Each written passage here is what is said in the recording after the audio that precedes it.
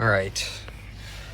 Initial thoughts on the film. What The did you think? stone was pissed. I have to ask, like, as someone who has not seen many of the Studio Ghibli movies, you have seen many of the Studio Ghibli movies. Were you as confused as me, like, during that? So, yeah. Welcome back to Reviewed in 5, where I am probably gonna struggle and hiss and spit trying to put this movie in 5 categories. Writing, directing, acting, originality, and entertainment. That movie being The Boy and the Heron, a brand new movie from Studio Ghibli. the people behind Spirited Away, My Neighbor Totoro, Howl's Moving Castle, and a bunch of other acclaimed classic movies that I embarrassingly haven't seen. Out of everything coming out this week, I assumed that this was going to be the easiest and most fun thing for me to talk about. I was wrong. Mahito Maki is just a boy living in World War II era Japan whose father married his dead mother's sister, and he is so displeased by that that he hits himself in the head with a rock. He also wishes that the heron with teeth that lives in his yard would stop trying to speak to him. But when he wanders into an old tower to find his new mother and kill the heron, they all melt through the floor into an alternate dimension. You following me so far? Because this is where the movie starts to get weird, alright? Let's dive in.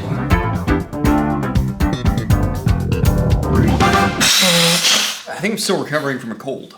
Can you tell? So the few Studio Ghibli movies I've seen are pretty big on world, pretty loose on plot, but in my experience, at least they tend to have rules. This movie wipes its ass with the rules. Hayao Miyazaki is 82 years old. He does not give a fuck. Time to make an autobiographical movie? When I was 12 years old, I got covered in frogs. Sorry, semi-autobiographical. Semi-covered in frogs. This movie feels more like a dream than a coherent story. Like, there's definitely enjoyment and meaning to be found here, but don't expect normal screenwriting conventions like exposition or continuity. Pretty much every scene introduces something completely new and magical, but it's presented like it needs no explanation. Like it's an average Tuesday not only for the characters, but also for us, the viewers. Even Mahito, who by all rights should probably be like, what is happening? He just kind of accepts it all at face value, which is like average dream behavior. Sometimes it works, sometimes it's more confusing than anything else. The writing deliberately leaves a lot open to interpretation, which, depending on whether you're already a Ghibli fan or not, might leave you with a sense of wonder, or with the sense that you just got force-fed a high school summer reading assignment. I'm gonna say 3 out of 5. Not gonna be for everybody.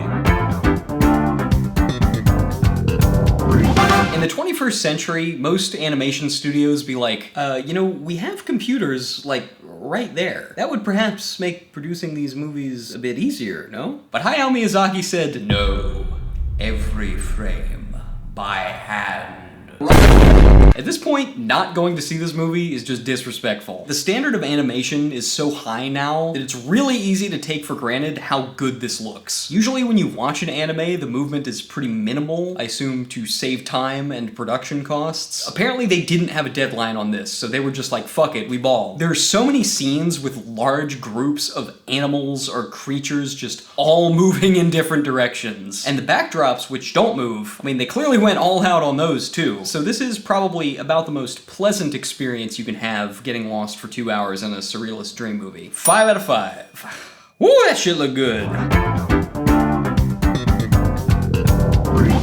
This category was almost a wash because we were like this close to accidentally seeing this movie in Japanese. No offense to all these Japanese actors with blue names on Wikipedia, but I am not familiar with your work. But don't worry, the English cast also has all blue names, including the NPCs, which is fucking crazy. I was gonna say that this movie has all the people in it who haven't been in Dune, but Dave Bautista ruined that joke, so then I was gonna say it has all the people who haven't been in Knives Out, but Dave Bautista ruined that too. Stop being so goddamn successful, you bastard! Robert Pattinson is in the movie. You can try to guess which character he is while you watch it.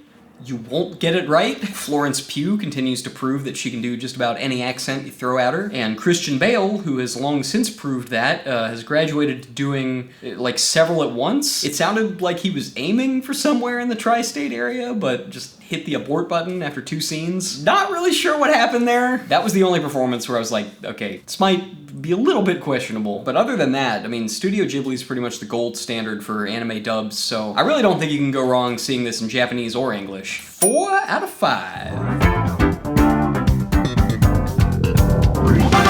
Yeah, everybody out here in the West complaining that movies have gotten stale, that we need more original films, don't worry.